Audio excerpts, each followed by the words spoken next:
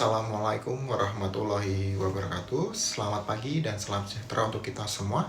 Hadirin yang saya hormati, pernahkah Anda merasa gugup, jantung berdebar, atau tangan berkeringat saat diminta berbicara di depan umum? Jika iya, Anda tidak sendirian.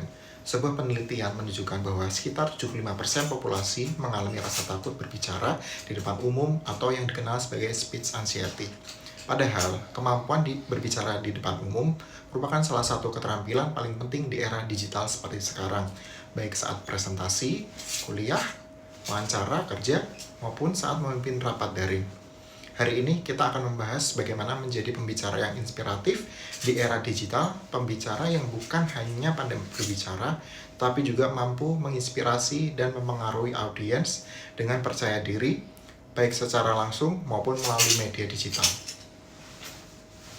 Hadirin sekalian, kemampuan berbicara di depan umum atau public speaking kini menjadi bagian penting dari komunikasi profesional.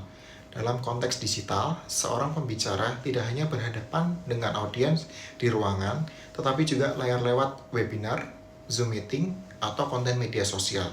Karena itu, public speaking di era digital menuntut kemampuan baru, yaitu menggabungkan komunikasi verbal dan nonverbal secara efektif dalam situasi daring. Pertama, persiapan adalah kunci utama. Seorang pembicara inspiratif selalu menyusun kerangka pidato dengan jelas pembuka, isi, dan penutup agar pesan tersampaikan runtuh dan menarik. Persiapan ini termasuk memahami audiens, menentukan tujuan, serta mencari data pendukung yang relevan. Misalnya, ketika kita tahu bahwa speech anxiety dialami oleh sebagian besar orang, kita bisa mengangkat fakta ini untuk membangun koneksi dan empati dengan audiens. Kedua, gunakan bahasa tubuh dan teknik vokal yang kuat. Meskipun berbicara melalui layar, bahasa tubuh tetap penting. Senyum kontak mata ke kamera, serta gestur tangan yang wajar bisa membantu membangun kehangatan. Teknik vokal seperti intonasi, kecepatan berbicara, dan penekanan kata juga berpengaruh besar terhadap kepercayaan diri dan kesan profesional. Ketiga, pahami peran teknologi dan audiens digital.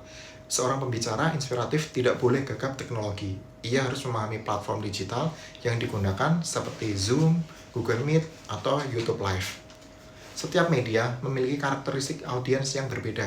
Disinilah pentingnya menyesuaikan gaya penyampaian, apakah formal, santai, interaktif, atau naratif. Keempat, kuatkan pesan dengan data dan fakta. Misalnya, menurut studi yang dikutip dari Harvard Business Review, rasa takut berbicara di depan umum dapat menghambat peluang promosi dan karir seseorang.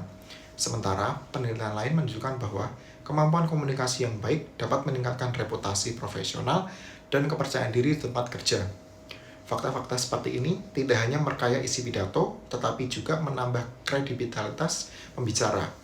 Hadirin yang saya banggakan, kemampuan berbicara di depan umum tidak muncul secara instan.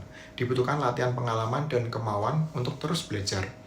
Namun, ketika seseorang mampu menguasai public speaking, baik di dunia nyata maupun digital, ia bukan hanya menyampaikan kata-kata, tetapi juga menggerakkan pikiran dan perasaan orang lain. Sebagai penutup, izinkan saya mengingatkan satu hal sederhana. Berbicara di depan umum bukan tentang menjadi sempurna, tetapi tentang menjadi tulus dan berani. Mulailah dari hal kecil, berbicara di kelas, menjadi moderator, atau menyampaikan ide di forum daring. Setiap kesempatan adalah latihan untuk menjadi pembicara yang lebih baik dan lebih inspiratif. Mari kita hadapi rasa takut, persiapkan diri, dan jadilah pembicara inspiratif di era digital ini. Karena dunia digital membutuhkan lebih banyak suara positif, berani, dan penuh makna. Terima kasih. Wassalamualaikum warahmatullahi wabarakatuh.